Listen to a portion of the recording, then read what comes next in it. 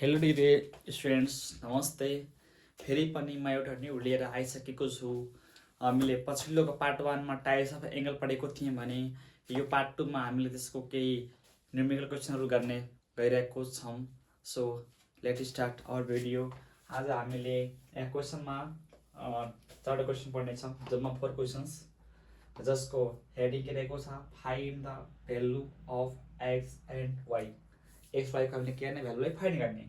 फर्स्टमा हेर्नुहोस्, यो कुन एङ्गल हो, राइट एङ्गल। यो कुन एङ्गल हो, राइट एङ्गल। यो स्ट्रेट एङ्गल, यो पनि के हो, स्ट्रेट एङ्गल है त। सो यस्तो क्वेसन हामीले कसरी सल्भ गर्ने, कुन प्रोसेसले गर्ने हैन, कसरी युज गर्ने, त्यो मैले आज तपाईँहरूले सिकाउन गइरहेको छु। सो सबभन्दा फर्स्टमा सल्भ गर्न गइरहेको छु क्वेसन नम्बर A लाई। तपाईहरु यति बुझ्नु पर्यो कि यो राइट एङ्गल हो, यसको भ्यालु कति हुन्छ, 90 हुन्छ। बीचमा दुईटा तीनटा चारवटा जति पनि एङ्गल बने पनि सबैले प्लस गरिदिनुस्। दुईटा एङ्गल छ, x प्लस कति हुन्छ, 50 हुन्छ, इक्वल टु कति हुन्छ, 90, किनकि यो कुन एङ्गल हो, राइट एङ्गल हो। हामीले यहाँ एउटा रिजन नै हाल्न पाइहाल्छौँ। किन रिजन हामीले के हाल्नु पर्यो, being the value of right angle is 90 degree। अब हेर्नुहोस्, जुन 50 थियो प्लसमा यता उता गएर के हुन्छ, यो माइनस हुन्छ राइट ह्यान्ड साइडमा। सो x इक्वल टु के हुन्छ, 90 डिग्री माइनस 50 डिग्री, यहाँ हुन्छ और। अब हेर्नुहोस्, x को भ्यालु कति हुन्छ, 90 माइनस 50 गर्दाखेरि 40 आउँछ। High finished. जमाको क्वेसनमा यो पनि यतै मिति नै छ क्वेसन, गाह्रो छैन। यसमा हेर्नुहोस्, 4x हो 2x, यहाँ नम्बर थियो, यहाँ x मात्र छ। यो पनि सेम प्रोसेसमा सल्भ हुन्छ।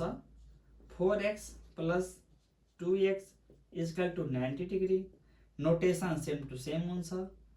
Being the value of right angle is 90 degree, then 4x 2x ले प्लस गर्नुस् कति हुन्छ, 6x है त। अब इक्वल टु कति हुन्छ, यहाँ 90 डिग्री, अनि यहाँ हुन्छ और।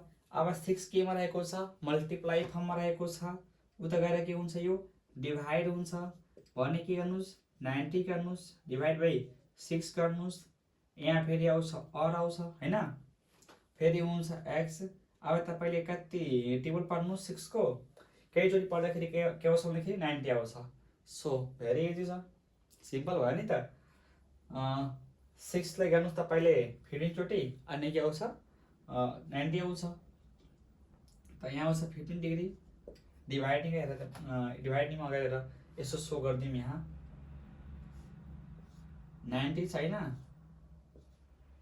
गर्नु डिभाइड 6 ले, 6 हुन्छ 6 गर्नुस्, यहाँ गर्नुस् माइनस 1 सरी 3 आउँछ, तल 0 पठाउनुस्, 6 5 30, 6 5 30 गर्नुस्, यो भयो क्रिस क्रस फिनिश। कति डिग्री आउँछ आन्सर हाम्रो, 15 डिग्री। ओके, देन आन्सर आइसक्यो यो। अब जा मार्कोमा यहाँ यसरी बुझ्नुहोस् है त, यो तीनटा एङ्गल छ, 50 x 60 तीनटा छ। सो सिम्पली हामीले के गर्ने, प्लस गरिदिने, 50 plus x plus 60 degree equal to के हुन्छ, 180 हुन्छ। अब 50 र 60 लाई प्लस गर्दा के हुन्छ भन्दाखेरि 110 हुन्छ, इक्वल टु के भयो, 180 हुन्छ। अब के गर्नुहोस्, यहाँ और आयो, फर्स्ट स्टेपमा और हुन्न, लास्टमा पनि और हुन्न, बीचमा के हुन्छ, और हुन्छ। यो 110 चाहिँ के रहेको छ, प्लसमा, उता गएर के हुन्छ, माइनस हुन्छ। सो 180 डिग्री माइनस के हुन्छ, 110 डिग्री हुन्छ, उता माइनस गरिदिनुस्।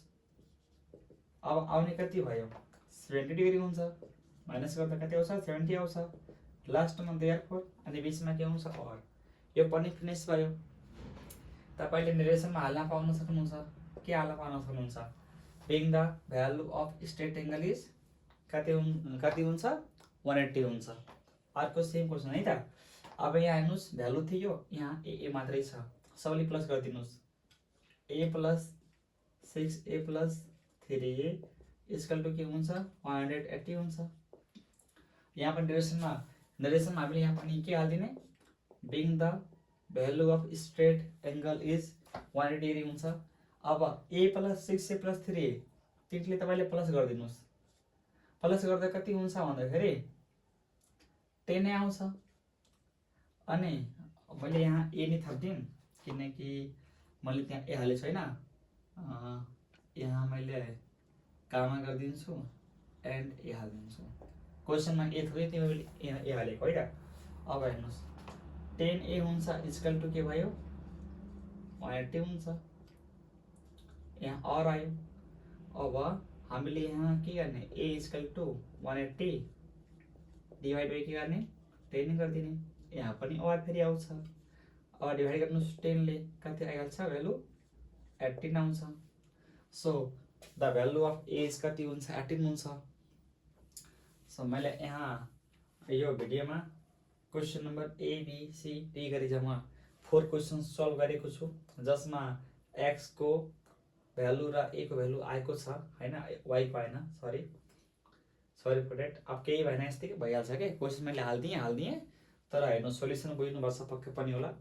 राइट एङ्गलमा के हुन्छ समेसन गर्दाखेरि 90 आउँछ।